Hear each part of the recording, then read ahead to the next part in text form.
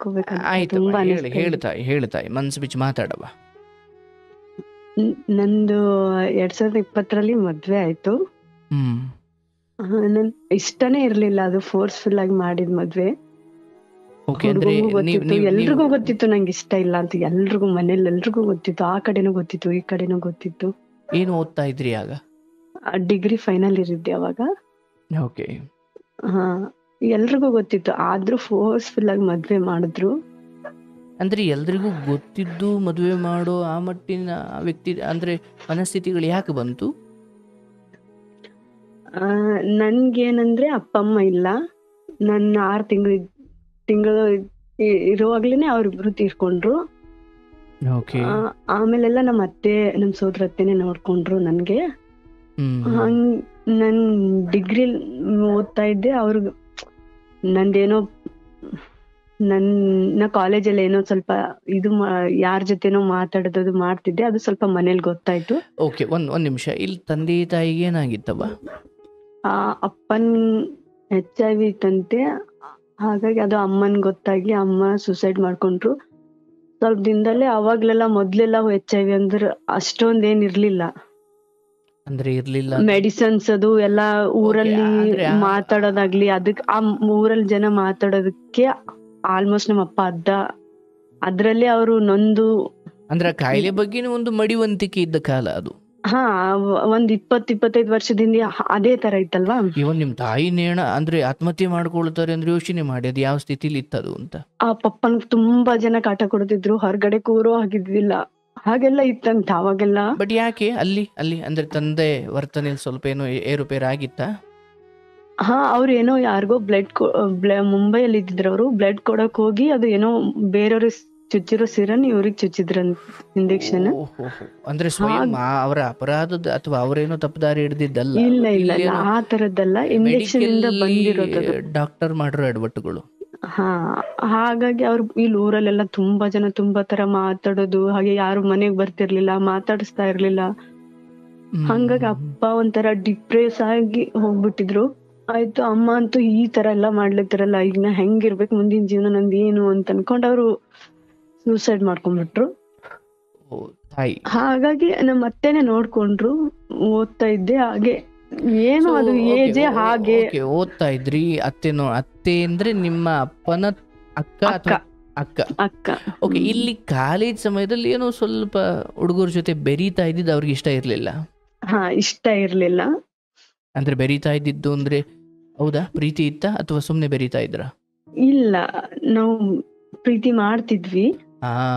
ನಾನು ಕೇಳಿಸ್ಕೊ, ಇಲ್ಲಿ ಯಾರಿಗೂ ಇಷ್ಟ ಇರ್ಲಿಲ್ಲ, ಹಂಗೂ ಮದುವೆ ಮಾಡಿದ್ರು ಅಂದ್ರೆ ನನ್ನ ಊಹೆಯಲ್ಲಿ ಇದೇ ಯೋಚನೆ ಇತ್ತು.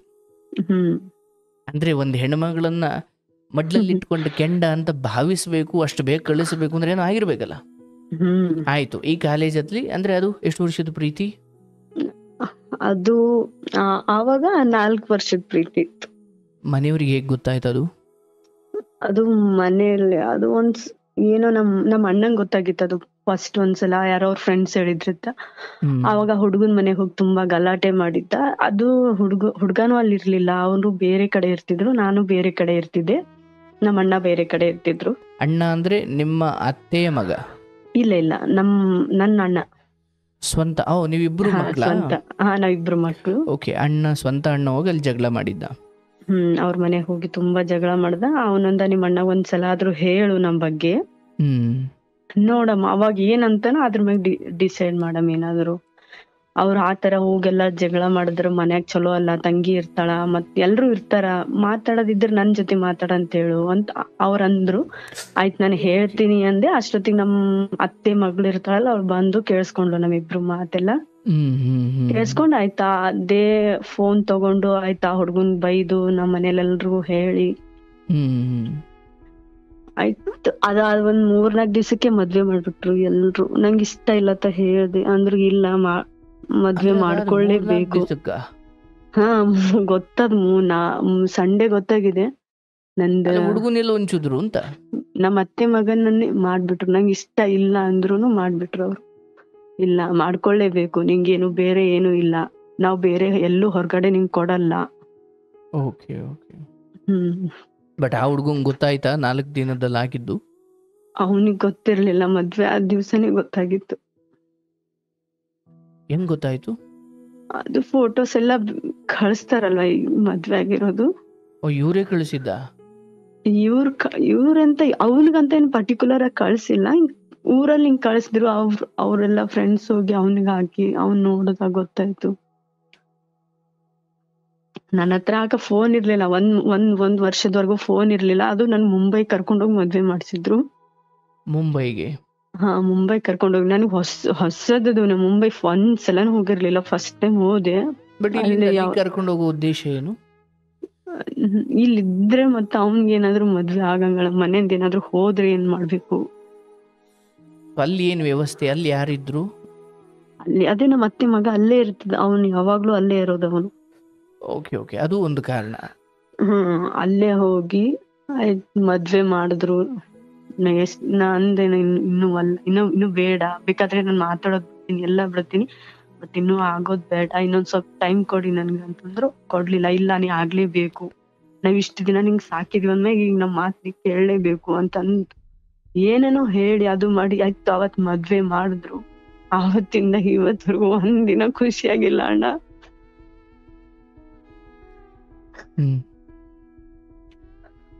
ಎಲ್ಲ ಗೊತ್ತಿರೋರು ಯಾವತ್ತೂ ಚೆನ್ನಾಗಿರಲ್ಲ ಅಣ್ಣ ಜೊತೆಗೆ.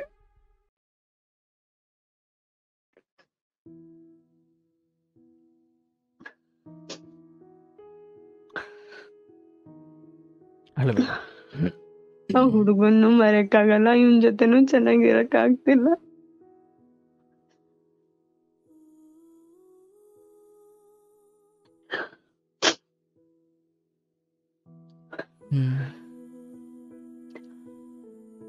ಈಗ ನೀವು ಮುಂಬೈಯಲ್ಲೇ ಇರೋದಾ? ಇಲ್ಲ ಅಣ್ಣ, ಸ್ವಲ್ಪ ಪ್ರಾಬ್ಲಮ್ ಆಯ್ತು, ಅದಕ್ಕೆ ಊರಲ್ಲೇ ಬಂದಿರೋದು ಇವಾಗ. ಏನಾಯ್ತು? ನನ್ ಮದ್ವೆ ಆಗಿದ್ದೀನಲ್ಲ, ಅವ್ರಿಗೂ ಪ್ಯಾರಾಲಿಸಿಸ್ ಆಯ್ತಣ್ಣ.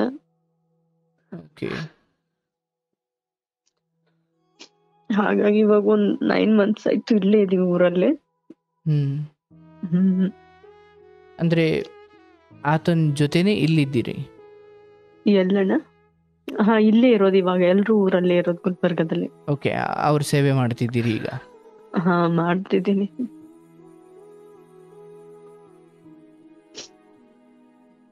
ಅವ್ರ ಯಾವತ್ತೂ ನನ್ನ ಹೆಂಡತಿ ತರ ನೋಡ್ಕೊಂಡು ಇಲ್ಲ, ನನ್ಗ ಅವ್ರ ಮೇಲೆ ಯಾವತ್ತೂ ಗಂಡನ ತರ ಭಾವನೆನೇ ಇಲ್ಲ. ಏನೋ ಅತ್ತೆ ಮಗ ಅನ್ನೋದು, ಅವ್ರಿಗೇನು ಆಗ್ಬಾರ್ದು ಅಂತ ಅನ್ನೋದು ಒಂದದ ಮನ್ಸೊಳಗ ಅಷ್ಟೇ. ಅವ್ರದ್ದು ಏನಾಗುತ್ತೋ ಅದು ಸೇವೆ ಮಾಡ್ತಿದೀನಿ ಅಷ್ಟೇ. ನಿನ್ಗೆ ಎಷ್ಟು ವರ್ಷನವ್ವ? ನನ್ಗಿವಾಗ 25 ಅಣ್ಣ.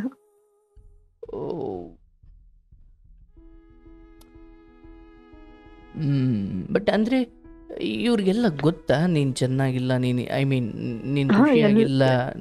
ಇಲ್ಲ, ಎಲ್ಲ ಗೊತ್ತಣ್ಣ, ಎಲ್ಲ ಗೊತ್ತು, ಎಲ್ರಿಗೂ ಗೊತ್ತು. ಬಟ್ ಅಂದ್ರೆ ಓಕೆ, ಒಂದು ಏನೋ ಇವಳೇನೋ ಮಾಡ್ಕೊಂಡು ನಮ್ಮನೆ ಮರ್ಯಾದೆ ಹೋಗು ಆ ದುರಂತದಿಂದ ನಾವು ಪಾರಾದ ಅನ್ನೋ ಖುಷಿ ಇದೆಯಾ ಅವ್ರಿಗೆಲ್ಲ? ಮರ್ಯಾದೆ ಅನ್ನೋಕ್ಕಿಂತ ಮರ್ಯಾದೆ ಒಂದ್ ಕಡೆ ಆದ್ರೆ, ಅದು ನಮ್ ಪಪ್ಪಾಗ ಇಬ್ಬರು ಹೆಣ್ತರಿದ್ರತಣ, ಹಾಗಾಗಿ ಅದು ಆಸ್ತಿ ಎಲ್ಲ ಇಬ್ರಿಗೂ ಬಂತು, ನನ್ಗೂ ನನ್ನ ಅಣ್ಣನ್ಗೂ. ಅದು ಒಂದ್ ಕಾರಣ. ಅದೊಂದ್ ಇರ್ಬಾರ್ದಾಗಿತ್ತು, ಇನ್ನು ಈ ತರ ಆಗ್ತಿರ್ಲಿಲ್ಲ ಅನ್ಸ್ಬಿಡ್ತದ ಒಂದ್ಸಲ. ಅಂದ್ರೆ ಆಸ್ತಿ ಇರೋದ್ಕಿಂಗ್ ಹಿಂಗ್ ಆಯ್ತು ಅಂತ? ಬೇರೆ ಯಾರಿಗೂ ಹೋಗೋದು ಬೇಡ, ನಮ್ಮೊಳಗಡೆ ನಮ್ಮೊಳಗೆ. ನಮ್ಮ ಅಣ್ಣಂಗೂ ಅದೇ, ಬೇರೆಯವ್ರಿಗೆಲ್ಲ ಕೊಡಕ್ ಆಗಲ್ಲ, ಬೇಕಾದ್ರೆ ಒಳಗೆ ಕೊಟ್ರ ಮನೆಯವ್ರಿಗೆ, ಇಲ್ಲಾಂದ್ರೆ ಯಾರಿಗೂ ಕೊಡೋದಿಲ್ಲ. ಓಕೆ, ನಿನ್ನ ಆ ಪ್ರೀತಿಸಿದ ಹುಡುಗನಿಗೆ ಕೊಟ್ರೆ ಆಸ್ತಿನೂ ಹಂಗೆ ಹೋಗುತ್ತೆ ಅಂತ? ಓಕೆ ಓಕೆ, ನನ್ಗೆ ಆಸ್ತಿ ಬೇಡ ಅನ್ಬೇಕಿತ್ತು ನೀನು. ಇಲ್ಲ, ಅದು ನೀ ಯಾವತ್ತಾದ್ರೂ ಒಂದ್ ದಿನನಾದ್ರೂ ಆಗ್ತಿರೋದು, ಏನಾದ್ರೂ ಹೋಗುತ್ತೆ ಗೊತ್ತೇ ಇತ್ತರು. ಅಂದ್ರೆ ಯಾವತ್ತಿದ್ರು ನೀನು ಬರೋಳಿ ಇರ್ತೀಯ, ಹಂಗ ಹೋದ್ರು ಬರ್ತೀಯ? ಯಾವತ್ತೋ ಒಂದ್ ದಿವ್ಸ ಬಂದು ಬೇಡದ್ರೆ ಕೊಡ್ಲೇಬೇಕಾಗುತ್ತೆ, ಏನ್ ಮಾಡಕ್ ಆಗಲ್ಲ. ಹಾಗಾಗಿ ಈಗಲೇನೆ ಅದರ ಬಾಲವನ್ನ ಕಟ್ ಮಾಡ್ಬಿಡೋಣ ಅಂತ. ಮುಂಬೈಲಿರೋ 1 ವರ್ಷ ಅಣ್ಣ ನನ್ ಫೋನ್ ಕೊಟ್ಟಿಲ್ಲ, ಬರೀ 2 ರೂಮ್, ಆ ರೂಮ್ ಅಲ್ಲಿ ಬಿಟ್ಟು ಬೇರೆ ಯಾವ ಕಡೆ ಹೋಗಂಗಿಲ್ಲ, ಹಂಗಿಟ್ಟಿದ್ರು.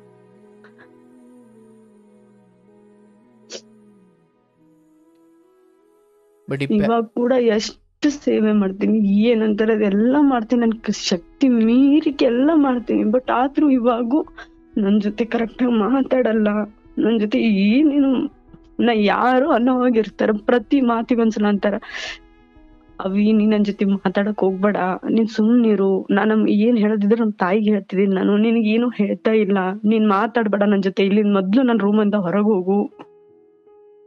ಅಂದ್ರೆ ಗಂಡ ಹಂಗನ್ನೋದ? ಹಾ, ಅಯ್ಯೋ. ಮುಂಬೈಲಿರೋರು ನೀನು ಮದ್ವೆ ಆಗಿದ್ದೆ ನಮ್ಮ ಮನೆ ಕೆಲ್ಸಕ್ಕೋಸ್ಕರನೇ ಮದ್ವೆ ಆಗಿದ್ದೀನಿ, ಪ್ರತಿ ಸಲ ಇದೇ ಹೇಳ್ತಿದ್ರು. ಅಂದ್ರೆ ಮನೇಲಿ ಕೆಲ್ಸದಾಳ ಬೇಕಿತ್ತು, ಅದಕ್ಕೆ ಮದುವೆ ಆಗಿದ್ದೀನಿ. ಹಾ, ಇದೇ ತರ ಅಂದ್ರೆ ಆ ಮದುವೆ ಆಗುವ ಆ 4 ದಿವಸದಲ್ಲಿ ಬೇಗ ಮಾಡಿದ್ರಲ್ಲ, ಆ ಸಮಯದಲ್ಲಿ ಈತ ಆಸಕ್ತಿ ಇರೋ ತರ ಕಣ್ಣ ಅವತ್ತು? ಅವಾಗ ಏನಣ್ಣ ಆಯ್ತು ಅಷ್ಟೇ, ಅವ್ರಿಗೆ ಏನಿರ್ಲಿಲ್ಲ, ಮದ್ವೆ ಆಗ್ಬೇಕನ್ನೋದು ಒಂದೇ ಇತ್ತು ಅವ್ರಿಗೆಲ್ಲ. ಬೇರೆಯವ್ರಿಗೂ ಮದ್ವೆ ಹುಡುಗನಿಗೆ ಆಸಕ್ತಿ ಇತ್ತ ಅಂದೆ ಮದುವೆ ಆಗೋ ಸಮಯದಲ್ಲಿ? ಹಾ, ಆಗ್ಬೇಕು ಅಷ್ಟೇ. ಅಂದ್ರೆ ನಿನ್ನ ರೂಪದ ಕಾರಣಕ್ಕೆ ಆಕರ್ಷಿತನಾಗಿದ್ದ, ಆಸ್ತಿಯ ಕಾರಣಕ್ಕೂ? ಯಾವ್ದಕ್ಕಂತ ಗೊತ್ತಿಲ್ಲ, ನಾವು ಒಂದ್ ದಿವ್ಸನೂ ಚೆನ್ನಾಗಿಲ್ಲ ಅಣ್ಣ ನಾವು.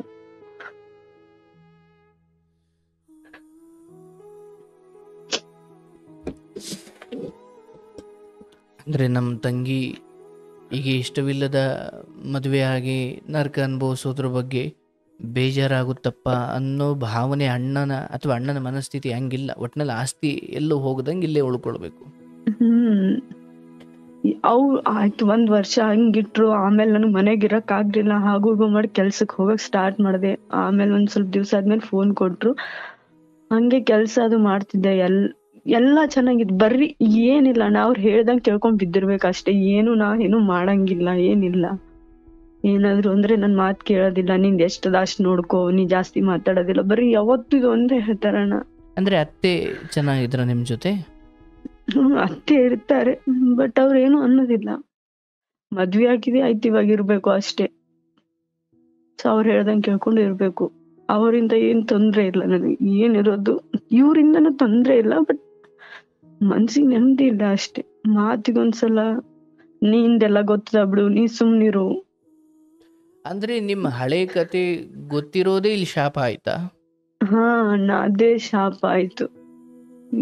ಏನಾದ್ರು ಆ ಹುಡುಗ ನಮ್ದು ಎಲ್ಲ ಒಂದೇ ಊರು. ಅವ್ನೇನಾದ್ರೂ ಊರಲ್ಲಿ ಬಂದ್ರೆ, ಅವ್ನ್ ನಮ್ ಊರಲ್ಲಿ ಇರಲ್ಲ, ಬೇರೆ ಕಡೆ ಇರೋದವ್ರು. ಇಲ್ಲಿ ಬಂದ್ರೆ ಸಾಕು ನಮ್ಮ ಮನೇಲಿ ಗಲಾಟೆ, ಹೊಡಿಯೋದು ಅದೆಲ್ಲ ಮಾಡ್ತಾರೆ. ಅವ್ರು ಮಾತಾಡ್ತಾನೆ ಇರ್ಲಿಲ್ಲ, ಅವಾಗೆಲ್ಲ ಹೊಡಿತಿದ್ರು. ಅಂದ್ರೆ ಯಾರು ಹೊಡಿಯೋದು? ಹಾ, ನಿನ್ಗೆ ಹೊಡಿಯೋದ? ಹಾ, ನನಗ್ ಹೊಡಿಯೋದು. ಅಂದ್ರೆ ಆ ಹುಡುಗನ್ ಈಗಲೂ ಇವರು ದ್ವೇಷ ಮಾಡ್ತಾರ? ಹಾ, ತುಂಬಾ ಮಾಡ್ತಾರೆ. ಬಟ್ ಆ ಹುಡುಗ ಮದುವೆ ಆದ ಅಥವಾ ಆ ಫೋಟೋ ಎಲ್ಲ ನೋಡಿ ಆದ್ಮೇಲೆ ಎಂದಾದ್ರೂ ಮತ್ತೆ ಸಂಪರ್ಕ ಅಥವಾ ಸಿಕ್ಕಿದ್ರ? ಹಾ ಅಣ್ಣ, ಒಂದೇ ಊರು. ಮೊದ್ಲೆಲ್ಲ ಮನೆ ಅಪೋಸಿಟ್ ಇತ್ತು ನಮ್ದು ಅವ್ರದ್ದು. ಇವಾಗ ನಾವು ಬೇರೆ ಕಡೆ ಬಂದಿದೀವಿ. ಓಕೆ. ಅಲ್ಲ, ಸಿಕ್ಕಿ ಮಾತಾಡಿದ್ ಹೌದಾ ಯಾವತ್ತಾದ್ರೂ? ಹಾ, ಮಾತಾಡಿದೀವಿ. ಏನು ಹೇಳ್ದ ಆತ ಕಡೆಯದಾಗಿ? ಕಡೆದಾಗಿ ಏನು ಹೇಳಿಲ್ಲ, ನಿನ್ಗೆ ಯಾವಾಗಾದ್ರೂ ಅಲ್ಲಿ ಇರ್ಬಾರ್ದು ಅನ್ಸ್ರೆ ಬಂದ್ಬಿಡು ಅಂತ ಅಷ್ಟೇ ಅಂದ್ರು. ಓ,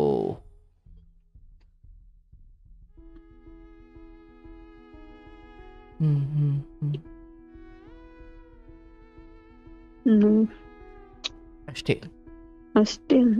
ಅವ್ರೇನು ಹೇಳಲ್ಲ, ನಿಂಗೆ ಇರಕ್ ಆಗಲ್ಲ, ಬಿಟ್ಬಿಡು ಬಾ. ಬೇಜಾರಿತ್ತ? ತುಂಬಾ ಇದೆ ಅಣ್ಣ, ಕಳ್ಕೊಂಡಿರೋ ನಾವು.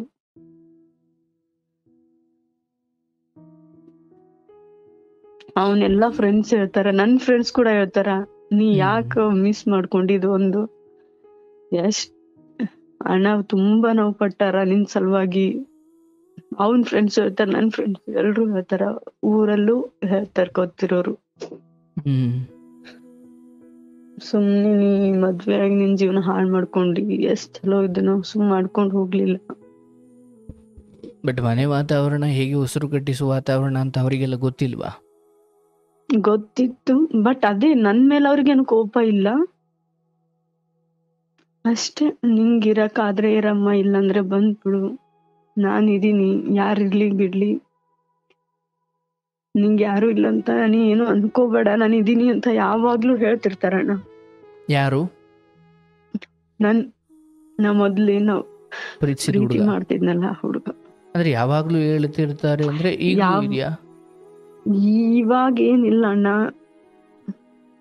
ಮನ್ಸರಿ ಇಲ್ಲ ಅಂದ್ರೆ ನಾ ಅವ್ರ ಜೊತೆ ಮಾತಾಡ್ತೀನಿ ಅವಾಗ ಅವಾಗ ಅಷ್ಟೇ.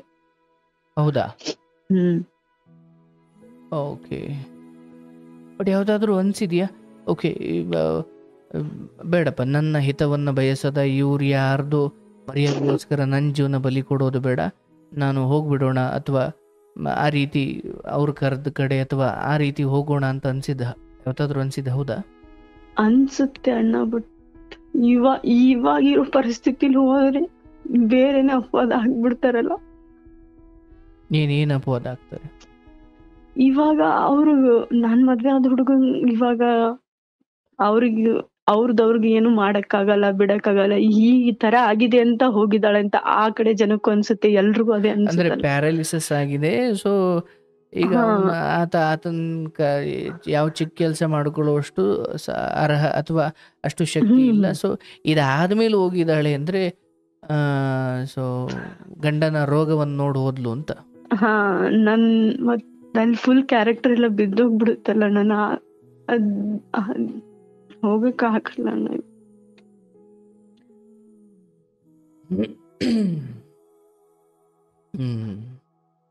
ಈಗ ಹೊಂದಾಣಿಕೆ ಮಾಡ್ಕೊಂಡು ಹೋಗ್ತಾ ಇದೀಯಾ? ಏನ್ ಮಾಡಕ್ಕೂ ಆಗ್ತಾ ಇಲ್ಲ ಅಣ್ಣ, ಏನ್ ಮಾಡ್ಬೇಕು ಅಂತ ಗೊತ್ತೂ ಆಗ್ತಿಲ್ಲ. ಒಂದೊಂದ್ಸಲ ಜೀವನನೇ ಸಾಕ್ ಅನ್ಸ್ಬಿಟ್ಟು last time 3-4 months back suicide ಮಾಡ್ಕೋಕೋ ಟ್ರೈ ಮಾಡಿದ್, ಬಟ್ ಅದನ್ನು ಏನೂ ಆಗಿ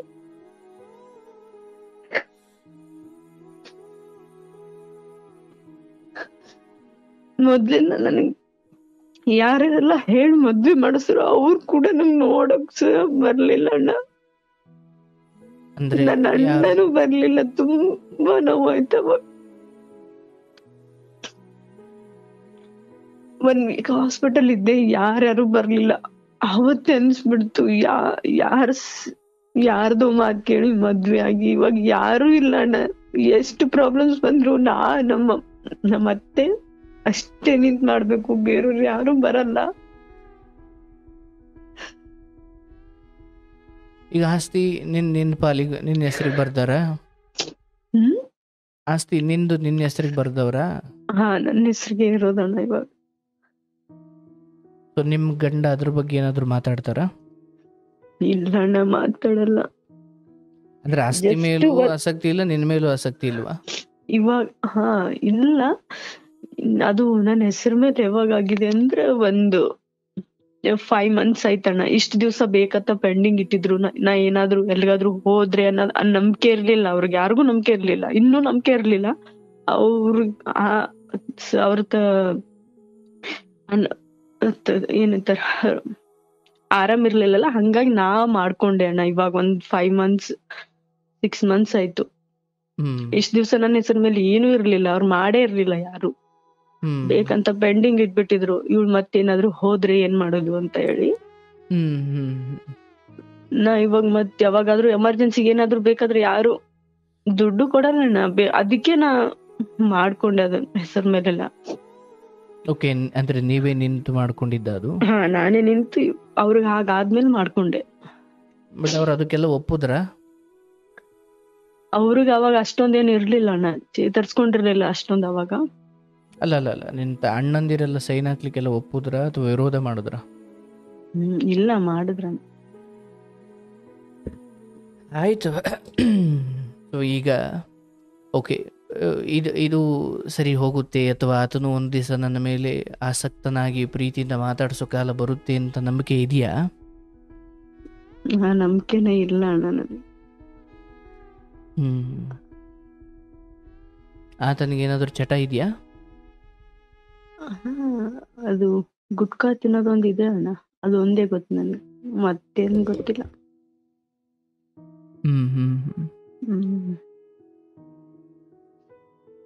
ಅವರೆಲ್ಲ ಅವಾಗ ಮನೆಗ್ ಬರೋದೇ 1 ಗಂಟೆ 2 ಗಂಟೆ 12 ಗಂಟೆವರೆಗೂ ಮನೆಗೆ ಬರ್ತಿರ್ಲಿಲ್ಲ ಅವರು. ನಾನ್ ಮಲ್ಗಿರ್ತಿದ್ದೆ ಅಷ್ಟೊತ್ತಿಗೆಲ್ಲ.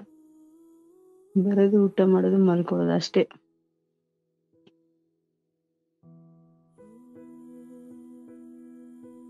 ಬಟ್ ಇಲ್ಲಿ ಈ ಹಳೆ ಪ್ರೀತಿಸಿದ ಹುಡುಗನ ಜೊತೆ ಆಗಾಗ ಮಾತಾಡೋದು ಹೌದಾ?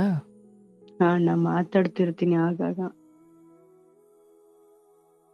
ಓಕೆ, ಬಟ್ ಮುಂದಿನ ದಿನಗಳಲ್ಲಿ ಎಂದಾದರೂ ಓಕೆ ನನಗೆ ಆ ಕಡೆ ಭಾವನೆಗಳು ತೀರಾ ಅತಿರೇಕಕ್ಕೆ ಹೋಗಿ ಈತನ ಸಂಪರ್ಕದಲ್ಲೇ ಇದ್ದರೆ ಮತ್ತೆಲ್ಲೋ ಒಂದು ದಿವಸ ಬಿಟ್ಟು ಹೋಗ್ಬಿಡೋಣ ಅಂತ ಅನಿಸ್ಬೋದು, ಹಾಗಾಗಿ ಬೇಡ, ಕಷ್ಟವೋ ಸುಖವೋ ಬಂದುಬಿಟ್ಟಿದ್ದೀನಿ,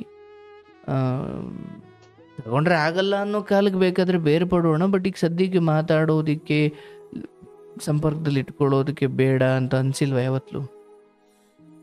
ಅಂದರೆ ಇರೋದು ನೆಮ್ಮದಿ ಎಲ್ಲಾದರೂ ಸಿಗಲಿ ಅಂತ ಹೆಂಗೆ ಮುಂದುವರಿತಿದೆಯೋ, ಅಥವಾ ಈಗ ನೆಮ್ಮದಿಗೆ ಅಂತ ಮುಂದುವರಿತಿರೋ ಇದೇ ವಿಚಾರ ಮತ್ತೆ ಇನ್ಯಾವತ್ತೋ ಒಂದು ದಿವಸ ದೊಡ್ಡ ದುರಂತಕ್ಕೆ ಕಾರಣ ಆಗ್ಬೋದು ಅಂತ ಅನ್ಸಿಲ್ಲ? ನಂಗೆ ಅದೇ ಅನ್ಸುತ್ತಣ್ಣ. ಇವಾಗ ಮಾತಾಡ್ತೀನಿ, ಏನೋ ಒಂದ್ ಸ್ವಲ್ಪ ಚಲೋ ಅನ್ಸ್ತದ, ಸಾಕು. ಆಮೇಲೆ ಒಂದ್ ಟೈಮ್ ಬರುತ್ತೆ ಅವಂದು ಅಂತ ಅನ್ಕೊಂಡ್ ಹೋದ್ರೆ ಆವಾಗ ನನ್ ಯಾರು ಇರಲ್ಲ, ಮತ್ತೆ ಇದೇ ರೀತಿಲಿ ಬೀಳ್ಬೇಕಾಗುತ್ತೆ. ಅದಕ್ಕೆ ಹೀಗೆ ಇದ್ಬಿಡೋಣ, ಒಂದ್ ಸ್ವಲ್ಪ ದಿವಸ ಖುಷಿಯಾಗಿದ್ದು ಮತ್ತೆ ಈ ತರ ಇರಕ್ ಆಗಲ್ಲ.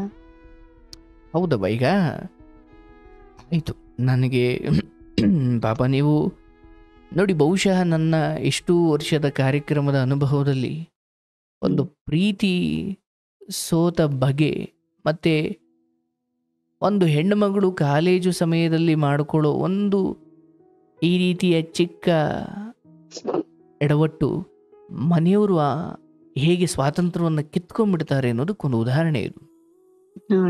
ನಾ ಇವಾಗ ಅದೇ ಹೇಳೋದು ಎಲ್ರು, ನೀವ್ ಮಾಡಕ್ ಯಾರು ಹೋಗ್ಬಿಡ್ರಿ, ಅದು ಯಾರು ಪ್ರೀತಿ ಮಾಡ್ತಿರೋ ಮುಂದ್ ತುಂಬಾ ಅನ್ಭವಿಸ್ಬೇಕಾಗುತ್ತೆ, ಮಾಡಕ್ ಹೋಗ್ಬಿಡಿ. ಇದೊಂದೇ ಸಜೆಷನ್. ನೋಡಿ, ನನ್ನ ಪ್ರಕಾರ ಇವನ್ ನಿಮ್ಗೂ ಗೊತ್ತು, ಅಂಥದ್ದೇನೋ ಒಂದು ನೀವಲ್ಲಿ ಪ್ರೀತಿ ಮಾಡಿದ್ದು ಅಥವಾ ಆ ಹುಡುಗನ್ನ ಇಷ್ಟಪಟ್ಟರು, ಇದು ಬಹುಶಃ ಇವ್ರ ಕಿವಿಗೆ ಬೀಳದೆ ಹೋಗಿದ್ದಿದ್ರೆ ಇವ್ರು ಅಷ್ಟು ಆತುರ ಅಂತೂ ಪಡ್ತಿರ್ಲಿಲ್ಲ ಮದುವೆಗೆ ಅನ್ಸುತ್ತೆ. ಪಡ್ತಿರ್ಲಿಲ್ಲ. ಅಂದ್ರೆ ಪ್ರೀತಿ ಮಾಡಿದ್ದು ತಪ್ಪು ಸರಿ, ನಾನು ಅದ್ರ ಬಗ್ಗೆ ಮಾತಾಡಲ್ಲ, ಬಟ್ ನೀನು ಏನಕ್ಕೆ ಹೋದೋ ಅದನ್ನು ಬಿಟ್ಟು ಇನ್ನೊಂಚೂರು ಏನೋ ಮಾಡ್ಲಿಕ್ಕೆ ಹೋಗಿ ಅದು ಮನೆಯವ್ರಿಗೆ ಗೊತ್ತಾಗಿ ಒಂದು ಇಡೀ ವಂಶ ಗೌರವ ಆಧಾರ ಅಥವಾ ಮರ್ಯಾದೆ ಗೌರವ ಅಂದುಕೊಂಡು ಬದುಕೊಂಬಂದವ್ರಿಗೆ, ಅಥವಾ ಇಲ್ಲ ಆಸ್ತಿ ವಿಚಾರ ಒಂದಿತ್ತು, ಬಟ್ ಅದು ಆಸ್ತಿ ಮತ್ತು ಗೌರವ ಎರಡೂ ಸೇರಿ ಅಯ್ಯೋ ಇವಳು ಇಲ್ಲಿದ್ರೆ ಮತ್ತೆ ನಮ್ಮ ತಲೆ ತಗ್ಸೋ ಹಾಗೆ ಮಾಡ್ತಾಳೆ ಅಥವಾ ಆಸ್ತಿ ಇನ್ನೆಲ್ದೋ ಹೋಗುತ್ತೆ. ಅಂದರೆ ಯಾವ ಪ್ರೀತಿ ಅಥವಾ ಯಾವ ಹುಡುಗನ ಆಶ್ರಯ, ಯಾವ ಹುಡುಗನ ತೋಳು ತೆಕ್ಕೆಯಲ್ಲಿ ನೀನು ಬಿದ್ದಿದ್ದೆ ಇದು ಗೊತ್ತಾಗದೆ ಹೋಗಿದ್ದರೆ, ಅಥವಾ ನೀನು ಒಂದು ವೇಳೆ ಆ ಪ್ರೀತಿಯಲ್ಲಿ ಬೀಳದೆ ನಿನ್ನ ಪಾಡಿಗೆ ನೀನು ಕಾಲೇಜ್ ಆಯಿತು, ನಿನ್ನ ಎಜುಕೇಷನ್ ಲೈಫ್ನ ಒಂದು ಗುರಿ ಇಟ್ಟುಕೊಂಡು ಒಂದು ಕೆಲಸ ತಗೊಳ್ಬೇಕು, ನಾನು ತಂದೆ ತಾಯಿ ಇಲ್ಲದ ಮಗಳು, ನಾನು ಏನು ಆ ಥರ ಮಾಡಬೇಕು ಅಂದರೆ ಬಹುಶಃ ನೀನು ಹಂಗೆ ಹೋಗಿದ್ದಿದ್ರೆ ನಿನ್ನ ಜೀವನ ಬೇರೆ ಇರ್ತಿತ್ತು. ಹೌದಣ್ಣ, ನನ್ನ ಫಸ್ಟ್ ಆ್ಯಂಡ್ ಲಾಸ್ಟ್ ತಪ್ಪಂದ್ರೆ ಅದೇ ಆಗ್ಬಿಟ್ಟದು. ನನಗೆ ಅರ್ಥವಾಗ ಅಂದರೆ ಅದೊಂದು ಹೇಳಿಬಿಟ್ಟು ಇಲ್ಲ ನಿನಗಾಗಿದ್ದೆ ಸರಿ ಅಂತ ಖಂಡಿತ ನಾನು ಹೇಳ್ತಿಲ್ಲ, ಅನ್ಯತಾ ಭಾವಿಸಬೇಡ, ಆಯಿತು ನಾನು ಅದ್ರ ಬಗ್ಗೆ ಮಾತಾಡ್ತೀನಿ. ಆದರೆ ನೀನೇ ನಿನ್ನ ಬಾಯಾರೆ ಹೇಳಿದೆ, ಇವತ್ತಿನ ಹೆಣ್ಣು ಮಕ್ಕಳಿಗೆ ನೀನು ಕೊಟ್ಟ ಅತಿ ದೊಡ್ಡ ಸಂದೇಶ ಅದು. ಯಾಕಂದರೆ ಸ್ವಾತಂತ್ರ್ಯದ ಜೊತೆ ಒಂದು ಜವಾಬ್ದಾರಿ ಕೂಡ ಇರುತ್ತೆ. ಎಲ್ಲಿ ಬರೀ ಸ್ವಾತಂತ್ರ್ಯ ಬೇಕು, ನಾನು ಜವಾಬ್ದಾರಿ ತಗೊಳ್ಳೋಕೆ ತಯಾರಿಲ್ಲ ಅಂದರೆ ಅಲ್ಲಿ ಸ್ವಾತಂತ್ರ್ಯಕ್ಕೂ ಅವರು ಅರ್ಹರಾಗಿರೋದಿಲ್ಲ. ಈಗ ಅಮ್ಮ ನನ್ನ ಫ್ರೆಂಡ್ಸ್ ಎಲ್ಲ ಕರಿತಿದ್ದಾರಮ್ಮ, ನಾನು ಒಂಚೂರು ಹೊರಗಡೆ ಹೋಗಿ ಬರ್ತೀನಿ, ಹೌದಾ ಹೋಗ್ತೀಯಾ ಹೋಗು, ಆದರೆ ಹೋಗಿಂದ ಮುಂಚೆ ನೀರು ತಂದು ಮಡಿಗೆ ಹೋಗು, ಹೋಮ್ವರ್ಕ್ ಎಲ್ಲ ಮಾಡಿಬಿಡು. ಅಂದರೆ ಈ ಕರ್ತವ್ಯ ನಿಭಾಯಿಸ್ಬಿಟ್ಟು ಆಮೇಲೆ ಸ್ವಾತಂತ್ರ್ಯ ಕೇಳು. ಕರ್ತವ್ಯ ಮರೆತುಬಿಟ್ಟು ನೀನು ಸ್ವಾತಂತ್ರ್ಯ ಬೇಕು ಅಂದರೆ ಜಗತ್ತಲ್ಲಿ ಸ್ವಾತಂತ್ರ್ಯ ಸಿಗಲ್ಲ. ಮಗಳಾಗಿ ತಂಗಿಯಾಗಿ ಅಂದರೆ ನಿಂದು ಕೆಲವೊಂದಷ್ಟು ಕರ್ತವ್ಯ ಇತ್ತು. ಇಲ್ಲಿ ಆ ಪ್ರೀತಿಯ ಕುರಿತು ಈ ಪ್ರೀತಿಯ ವಿಚಾರದಲ್ಲಿ ಬಿದ್ದು ಅದು ನಿಮ್ಮ ಮನೆಯವ್ರಿಗೆ ಗೊತ್ತಾಗಿ ಇಷ್ಟೆಲ್ಲ ರಾದ್ದಾಂತ ಆಗಿದೆ, ಇವತ್ತು ನಿನ್ನ ಬದುಕಿಲ್ಲಿಗೆ ಬಂದು ನಿಂತಿದೆ, ಒಂದೇನು ಮಾಡ್ಬೋದು ಅಂತ ನಾನು ಖಂಡಿತ ತಿಳಿಸ್ಕೊಡ್ತೀನಿ ತಾಯಿ. ಬಟ್ ಅದಕ್ಕೂ ಮುಂಚೆ ನೀನು ಈ ಲೋಕದ ಕಾಲೇಜು ಹಂತದಲ್ಲಿರೋ ಹೆಣ್ಣು ಮಕ್ಕಳಿಗೆ ಒಂದು ಉದಾಹರಣೆ ಆದೆ ಅಂತ ಮಾತ್ರ ಸ್ಪಷ್ಟವಾಗಿ ಹೇಳ್ತಾ ಇದ್ದೀನಿ. ಯಾಕಂದರೆ ನಂಬಿಕೆ ಇಟ್ಟು ಹೊಸ್ಲಿಂದ ಆಚೆ ಕಳಿಸಿಕೊಟ್ಟಾಗ ಇವನ್ ಆಯ್ತವ ಮಗಳು ಅಂದರೆ ಪಂಚಪ್ರಾಣ, ಅವಳು ಏನು ಮಾಡಿದ್ರು ನಾನು ಒಪ್ಕೊಳ್ತೀನಿ ಅನ್ನೋ ತಂದೆ ತಾಯಿ ಅಂಥದ್ದೊಂದು ವಾತಾವರಣ ಕೂಡ ನಿಮ್ಮ ಮನೇಲಿ ಏನಿರಲಿಲ್ಲ. ನಿನಗೂ ಗೊತ್ತಿತ್ತದು. ಎಷ್ಟೋ ಹೆಣ್ಣು ಮಕ್ಕಳು ನಿನಗಿಂತ ಇನ್ನೂ ಘೋರವಾದ ತಪ್ಪುಗಳನ್ನು ಮಾಡಿಕೊಂಡು ಬರ್ತಾರೆ. ಆದರೆ ಅಯ್ಯೋ ಇರೋಳೊಬ್ಳು ಮಗಳು, ಯಾಕಂದರೆ ಎತ್ತಿರೋ ಕರಳುಗಳು ಇನ್ನೂ ಜೀವಂತವಾಗಿರ್ತಾವಲ್ಲ. ಹೌದಣ್ಣ. ಆದರೆ ನಿನ್ನ ಹೆತ್ತ ಕರಳುಗಳು ಎರಡೂ ಇಲ್ಲ ಅಲ್ಲಿ. ಮನೆ ಪರಿಸ್ಥಿತಿ ಹಿಂಗಿರ್ಬೇಕಾದ್ರೆ ಹಂಗೆ ಮಾಡಿದ್ದೆಲ್ಲೋ ತಪ್ಪಾಯ್ತೇನೋ, ಆಯ್ತವ ತೊಂದರೆ ಇಲ್ಲ. ಬಟ್ ಅದಕ್ಕೂ 4 ದಿವಸದಲ್ಲೇ ಮದುವೆ ಮಾಡೋ ರೇಂಜ್ಗೆ ಹೋಗೋದು ಆಯಿತು, ಅದನ್ನು ಒಪ್ಕೊಳ್ಳೋಣ. ಬಟ್ ಅಲ್ಲಿ ಸರಿನವ, ಆಸ್ತಿನ ನಿನ್ನ ಅಣ್ಣಗೆ ನೀನು ಬರದೇ ಕೊಟ್ಬಿಡ್ಬೋದಿತ್ತು. ಆದರೆ ಆಸೆ ಇಲ್ಲದ ಹೆಂಡತಿಯ ಮೇಲೆ ಪ್ರೀತಿ, ಆಸೆ ಯಾವುದೂ ಇಲ್ಲದ ಒಬ್ಬ ಗಂಡನ ಜೊತೆ ಅದು ಹೆಂಗವ ಜೀವನ?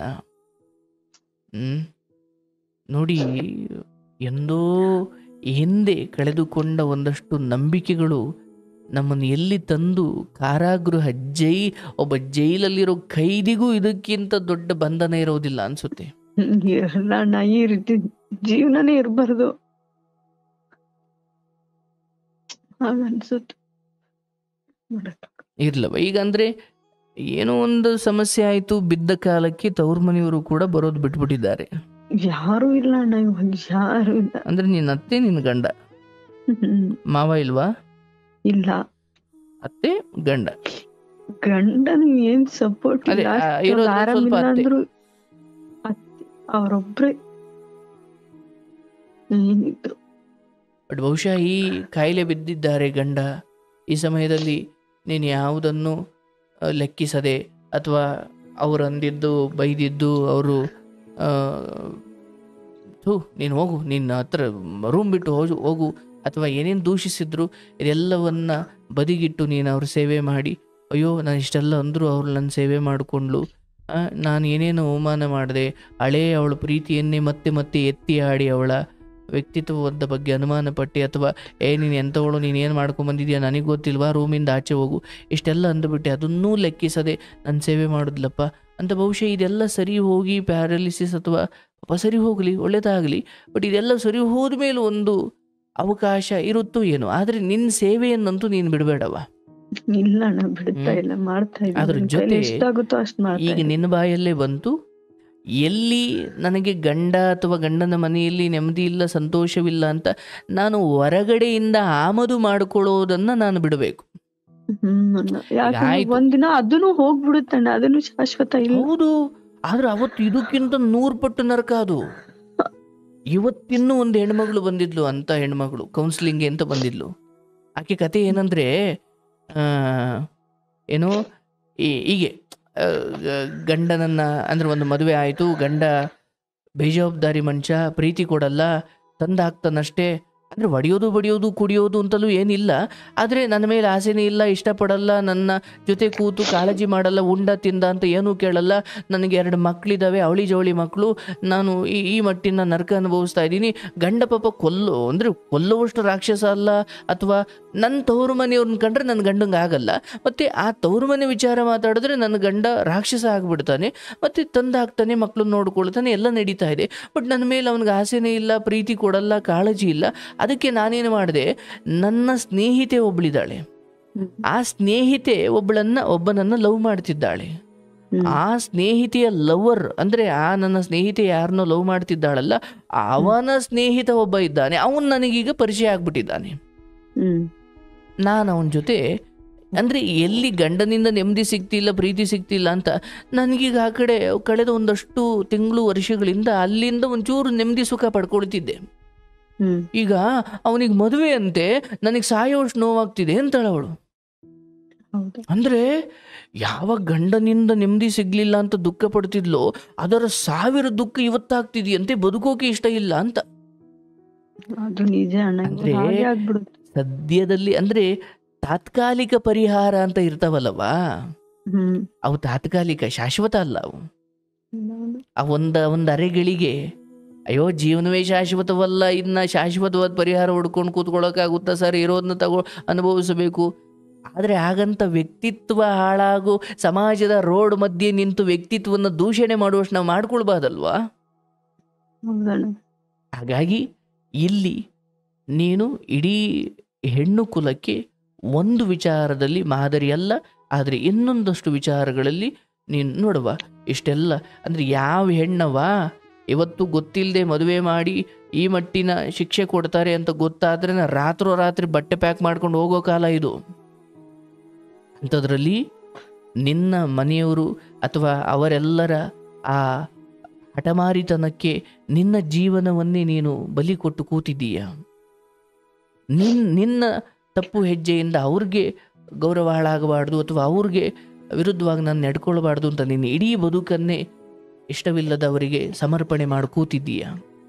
ಆದರೆ ಭಗವಂತ ನಿನಗೂ ಕೂಡ ಒಂದು ಸಂತಾನವನ್ನು ಕೊಟ್ಟು ನೀನು ನಿನ್ನ ಗಂಡನ ಜೊತೆ ಚೆನ್ನಾಗಿರುವ ದಿನಗಳನ್ನು ಬಯಸು ಅಥವಾ ಕಾದು ನೋಡು.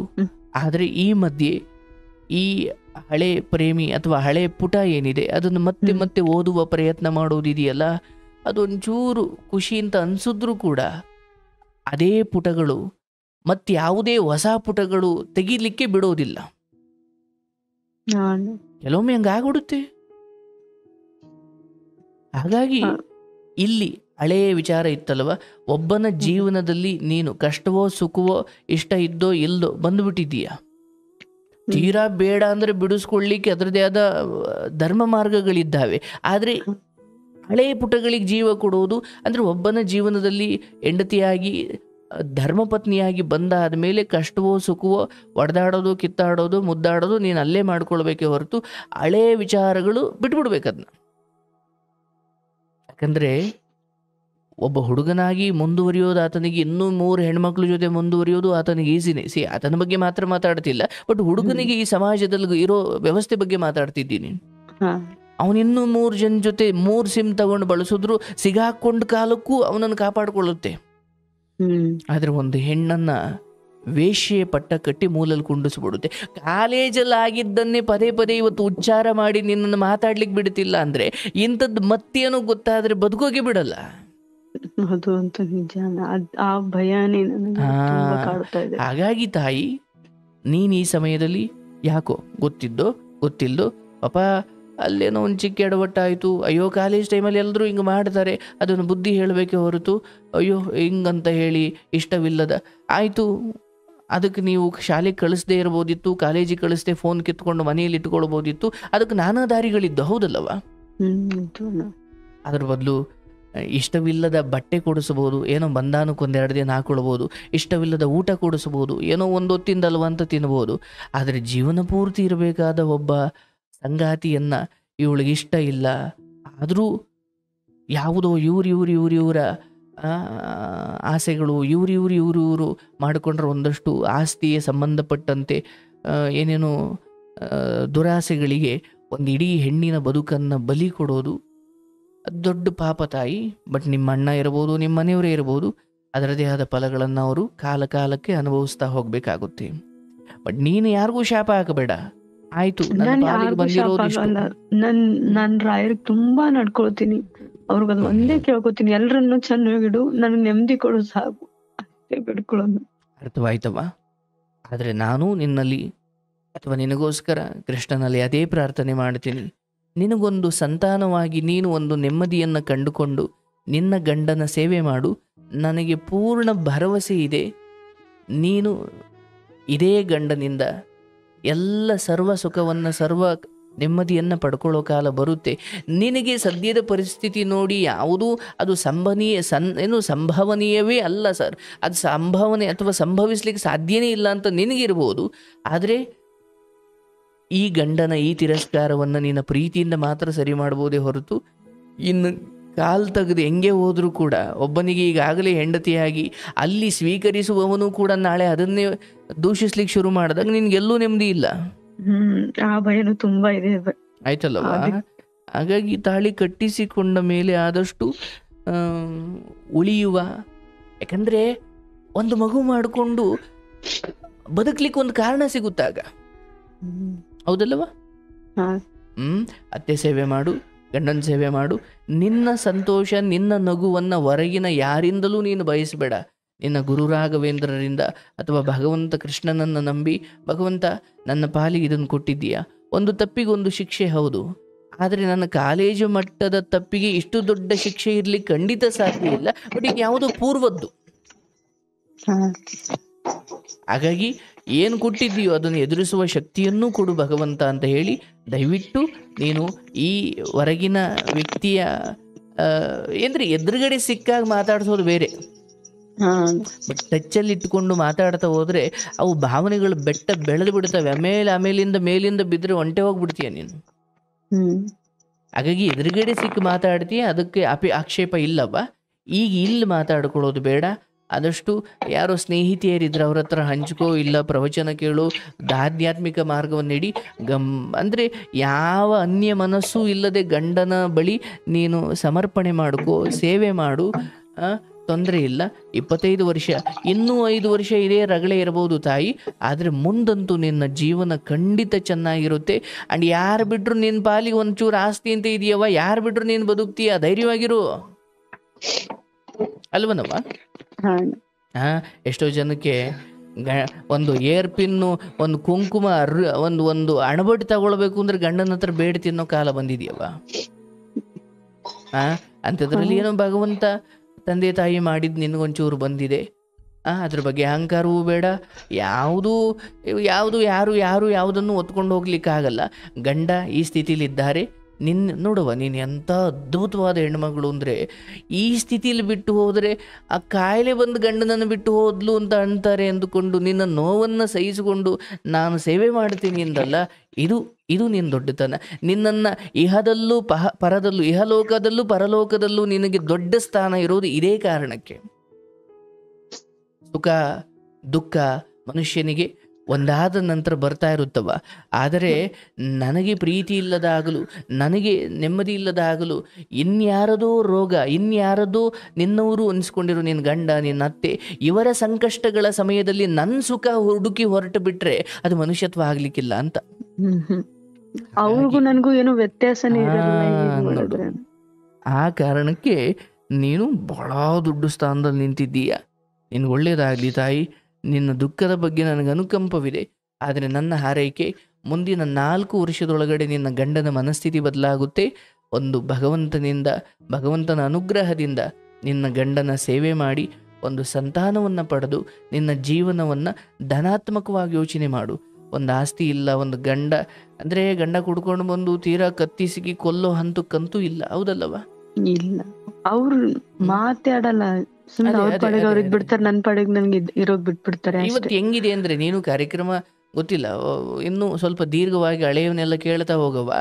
ಸರ್ ನನ್ನ ಗಂಡ ಅವನು ಏನೂ ದುಡಿಯೋದು ಬೇಡ ಸರ್, ಸುಮ್ಮನೆ ಬಂದು ಕುಡಿದು ಬರ್ತಾನೆ ಸರ್, ಅದನ್ನ ಬಿಡಿಸೋಕಂತೂ ಆಗಲ್ಲ, ಬಂದು ಮಲ್ಕೊಂಡ್ರೆ ಸಾಕು ಸರ್, ಕುಡಿದು ಬಂದರೆ ನನಗೆ ಹೊಡಿತಾನೆ, ಮಕ್ಳಿಗೆ ಹೊಡಿತಾನೆ, ಕುಡ್ಕೊಂಡು ಎಲ್ಲ ದುಡ್ದಿದ್ನೆಲ್ಲ ಕುಡಿದು ಬರ್ತಾನೆ ಸರ್, ನಮ್ಮನ್ನು ಬಂದು ಕುತ್ತಿಗೆ ಮೇಲೆ ಕಾಲಿಕ್ಕುವಷ್ಟು ರಾಕ್ಷಸ ಆಗ್ಬಿಡ್ತಾನೆ ಸರ್ ರಾತ್ರಿ ಹೊತ್ತು, ನಮಗೆ ಆಗ್ತಾ ಇಲ್ಲ ಅಂದರೆ ಸುಮ್ಮನೆ ಬಂದು ಮಲ್ಕೊಂಡ್ರೆ ಸಾಕು ಅನ್ನೋ ಹೆಣ್ಮಕ್ಳಿದ್ದಾರೆ. ಅಂಥದ್ರಲ್ಲಿ ಹೌದು, ನಿನಗೆ ಆಗಿರೋದು ಒಂದು ಹಂತಕ್ಕೆ ಅನ್ಯಾಯವೇ ಹೌದು, ಆದರೆ ಆ ಅನ್ಯಾಯವೂ ಕೂಡ ಇನ್ಯಾವುದೋ ನಿನ್ನ ಚಿಕ್ಕ ತಪ್ಪಿನ ಫಲವೇ ಹೌದು. ಇರ್ಲಿ, ಆ ಕಾರಣಕ್ಕೆ ಏನೋ ಇವತ್ತು ಕೃಷ್ಣನ ಅನುಗ್ರಹ ಅಂತಹ 100 ಸಾವಿರಾರು ಹೆಣ್ಣು ಮಕ್ಕಳಿಗೆ ಮೋಸ್ಟ್ಲಿ ಒಂದು ಪಾಠವಾಗಲಿಕ್ಕೆ ಏನೋ ನಿನ್ನ ಕಥೆಯನ್ನು ನಿನ್ನ ಮೂಲಕ ಹೇಳಿಸ್ತಿದ್ದಾನೆ.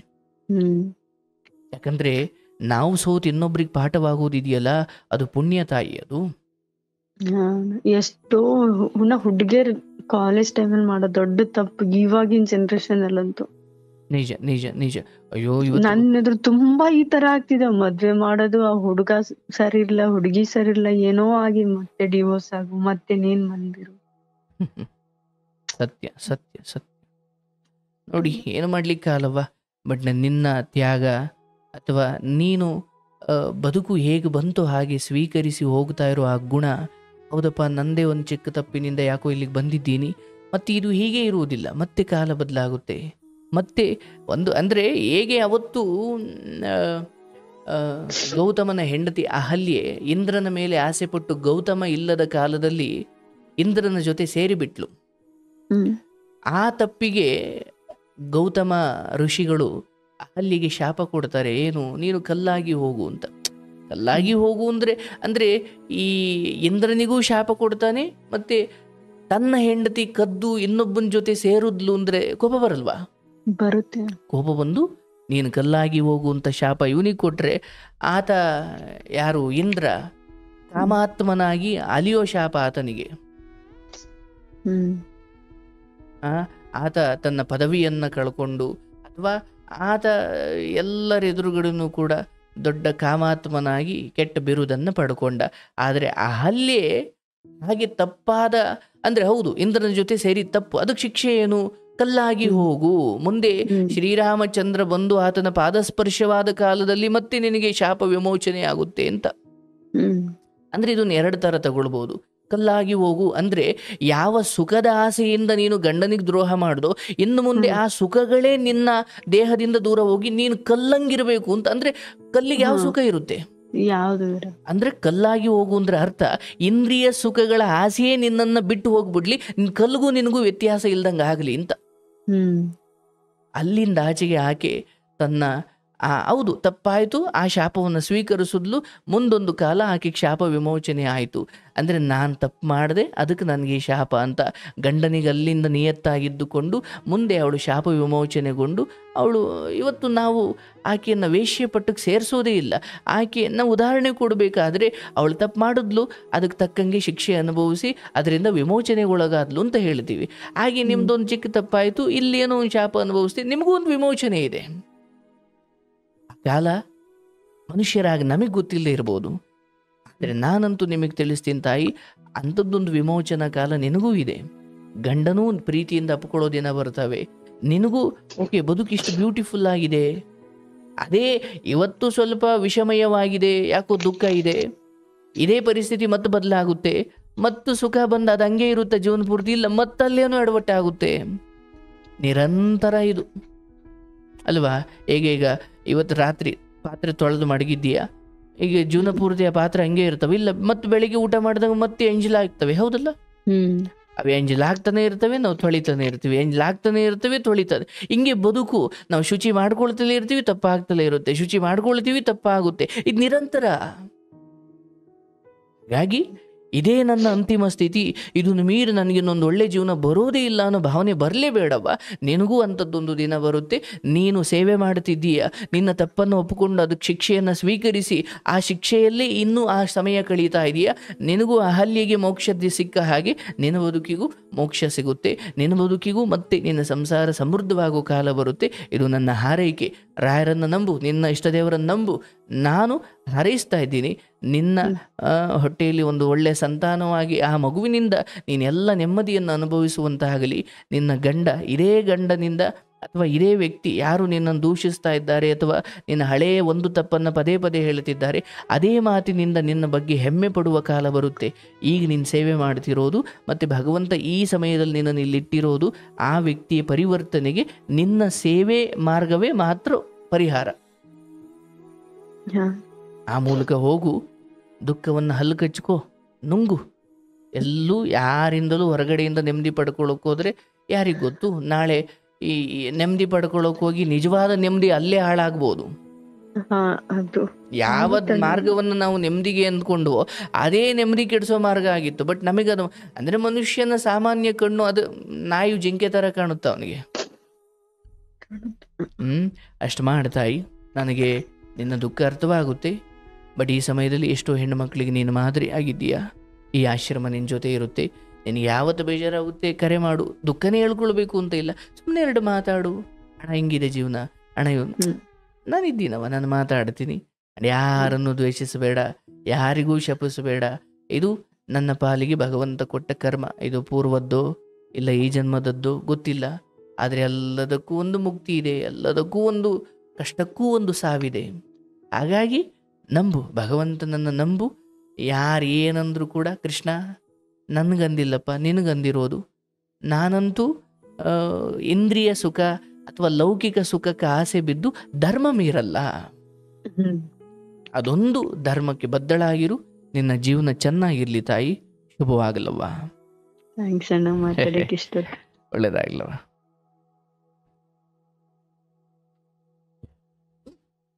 ಪರಮಾತ್ಮ ನೋಡಿ, ಪಾಪ ಅನ್ಸುತ್ತೆ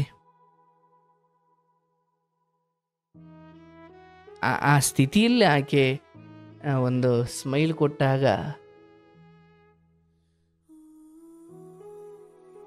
ದೇವ್ರೆ ಪಾಪ. ಈ ಸಮಯದಲ್ಲೂ ಅವರು ಅದನ್ನೇ ಹೇಳ್ತಾ ಇದ್ದಾರೆ. ಕಾಲೇಜು ಸಮಯದಲ್ಲಿ ಕೊಟ್ಟ ಸ್ವಾತಂತ್ರ್ಯವನ್ನು ಸ್ವಲ್ಪ ದುರುಪಯೋಗ ಮಾಡಿಕೊಂಡು ಮನೆಯವರು ಅದನ್ನು ದ್ವೇಷವಾಗಿ ತಗೊಂಡು ಬಿಟ್ಟರೆ ಇಡೀ ಜೀವನ ಪೂರ್ತಿ ನಿಮಗೆ ಸ್ವಾತಂತ್ರ್ಯ ಸಿಗದೇ ಇರೋ ಥರ ಮಾಡಿಬಿಡ್ತಾರೆ. ಹಂಗೆ ಮಾಡ್ಕೊಳ್ಬೇಡಿ ಹೆಣ್ಮಕ್ಳು ಅಂತ. ಅದರಲ್ಲೂ ಅಂಥದ್ದೇನೋ ಆಯ್ತು. ಇವತ್ತು ಯಾವ ಕಾಲೇಜ್ ಹೆಣ್ಣುಮಕ್ಕಳು ಒಂಚೂರು ಇಂಥದ್ದೊಂದು ಮಿಸ್ಟೇಕ್ ಇಲ್ದಂಗೆ ಇರ್ತಾರೆ ಹೇಳಿ? ಆ ಮನಸ್ಸಲ್ಲಾದರೂ ಅಂಥ ತಪ್ಪು ಮಾಡಿರ್ತಾರಲ್ವ, ಅದಕ್ಕೆ ನೀವು ತಗೊಂಡೋಗಿ ಒಂದೇ ಸಾರಿ ಮದುವೆ 4 ದಿವಸಲ್ಲೇ ಆತನಿಗೆ ಇಷ್ಟ ಇದೆಯಾ, ಈಕೆಗೆ ಇಷ್ಟ ಇದೆಯಾ, ಅದು ಹೇಗೆ ನೀವು ಹಾಗೆ ಮಾಡ್ಬೋದು? ಅವೆಲ್ಲ ಶಾಪ, ತಪ್ಪಾಗ್ಬಿಡುತ್ತವೆಲ್ಲ. ಇರಲಿ, ಯಾವ ಹೆಣ್ಮಕ್ಳಿಗೂ ಈ ಸ್ಥಿತಿ ಬರೋದು ಬೇಡ. ಪ್ರೀತಿ ಜಗತ್ತಲ್ಲಿ ತುಂಬ ಅವಮಾನದ ವಿಚಾರ ಏನಲ್ಲ, ಅಥವಾ ಪ್ರೀತಿ ಅನ್ನೋದು ತೀರಾ ಅಮಾನವೀಯವಾದ ಅನಿಷ್ಟ ವಿಚಾರವೇನಲ್ಲ. ಅದಕ್ಕೆ ಈ ಮಟ್ಟಿನ ಶಿಕ್ಷೆ ಕೊಡೋದು ಒಳ್ಳೆಯದಲ್ಲ. ಕೊಲೆ ಮಾಡಿದವರೆಲ್ಲ ಓಡಾಡಿಕೊಂಡು ಡ್ರಗ್ಸು ಗಾಂಜಾ ತಗೊಂಡು ಯಾರ್ಯಾರಿಗೂ ಸಿಕ್ಕಿದವ್ರು ಹೊಡ್ಕೊಂಡು ಓಡಾಡೋ ವಿದ್ಯಾರ್ಥಿಗಳೆಲ್ಲ ಚೆನ್ನಾಗಿ ಅವ್ರೆ. ಒಂದು ಪ್ರೀತಿಯಲ್ಲಿ ಬಿದ್ದು ಅದಕ್ಕೆ ಬುದ್ಧಿ ಹೇಳಿ ಅದರದ್ದೇ ಆದ ಸ್ಟ್ರಿಕ್ಟ್ ಆ್ಯಕ್ಷನ್ ತಗೊಂಡು ನೀವು ಅದನ್ನು ಸರಿ ಮಾಡಬೇಕಿತ್ತೆ ಹೊರತು ಇಷ್ಟವಿಲ್ಲದವ್ರ ಜೊತೆ ಇಡೀ ಜೀವನವನ್ನು ಅನುಭವಿಸ್ ನೀನು. ಇಷ್ಟವಿಲ್ಲದೆ ಇರೋರ ಜೊತೆ ಮದುವೆ ಮಾಡಿಬಿಟ್ಟು ಹಿಂಗೆ ಮಾಡಿಬಿಟ್ರೆ ಏನಾಗಬೇಕು ಪಾಪ ಅವ್ರ ಜೀವನ?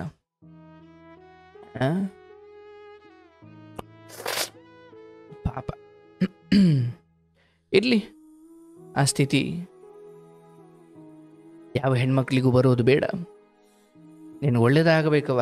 ನಾನು ಎಂದಾದರೂ ಒಂದು ದಿವಸ ನಿನ್ನ ಬಾಯಿಂದಲೇ ಕೇಳಬೇಕು, ಅಣ್ಣ ಈಗ ನನ್ನ ಗಂಡ ಸ್ವಲ್ಪ ಬದಲಾಗ್ತಿದ್ದಾರೆ, ನನ್ನ ಕಡೆ ಗಮನ ಕೊಡ್ತಿದ್ದಾರೆ, ಮತ್ತೆ ಹಳೆಯ ತಪ್ಪನ್ನು ಪದೇ ಪದೇ ಹೇಳಿ ನನಗೆ ನೋವು ಕೊಡ್ತಿಲ್ಲ, ಈಗ ಮಗು ಆಗಿದೆ ಅಥವಾ ನನ್ನ ಜೀವನನೂ ಹೆಂಗೋ ಒಂದು ಚೆನ್ನಾಗಿದೆ ಹಂಗಂದ್ಬಿಟ್ರೆ ನನಗಂತೂ ಬಹಳ ಖುಷಿ ಆಗ್ಬಿಡುತ್ತೆ.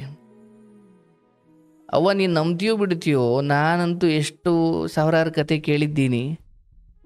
ನಿನ್ನ ಕತೆ ಕೇಳಿದಾಗ ನನಗೆ ಅಯ್ಯೋಯ್ಯಪ್ಪ ಇಷ್ಟು ದೊಡ್ಡ ಶಿಕ್ಷೆ ಯಾಕಾಯ್ತಪ್ಪ ಅನ್ನಿಸ್ಬಿಡ್ತು. ಹೌದು, ಇಂಥ ಕತೆ ಕೇಳಿದ್ದೀನಿ, ಇಲ್ಲ ಅಂತ ಇಲ್ಲ. ಬಟ್ ನೀನು ಹೇಳೋ ರೀತಿ, ನೀನು ಅದನ್ನು ಸ್ವೀಕರಿಸಿರೋ ರೀತಿ, ನಗ್ನಗ್ತಾನೆ ನೋವುಗಳನ್ನು ಹೇಳೋ ರೀತಿ ನನಗಂಗೆ ಅನಿಸ್ಬಿಡ್ತೀಯಪ್ಪ, ಇದೇನು ಹಿಂಗಾಗಿದೆ ಈಕೆ ಬದುಕು ಅಂತ. ಇರಲಪ್ಪ, ಒಳ್ಳೇದಾಗಲಿ, ಧೈರ್ಯ ಮಾಡಿಕೊಂಡು ಸಾಧಿಸು. ಹೊರಗಡೆ ಬಂದು ಅಂದರೆ ಅದನ್ನು ಮೆಟ್ಟಿ ನಿಲ್ಲು. ಇದಕ್ಕೆ ಪಲಾಯನ ಮಾಡಬೇಡ, ಓಡೋಗಬೇಡ, ಅನ್ಯ ಮಾರ್ಗ ಹಿಡಿಬೇಡ. ಧರ್ಮಕ್ಕೆ ಗೆಲುವು ಖಂಡಿತ ಇದೆ. ನಿನ್ನ ತಪ್ಪಿಗೆ ಒಂದು ಶಿಕ್ಷೆ ಆಗಿರ್ಬೋದು, ಆದರೆ ಅದಕ್ಕೂ ಒಂದು ಕೊನೆ ಇದೆ. ಮತ್ತೆ ಸಮೃದ್ಧವಾದ ದಿನಗಳು ಬರ್ತವೆ. ನಿನಗೊಳ್ಳೆಯದಾಗಲಿ ತಾಯಿ.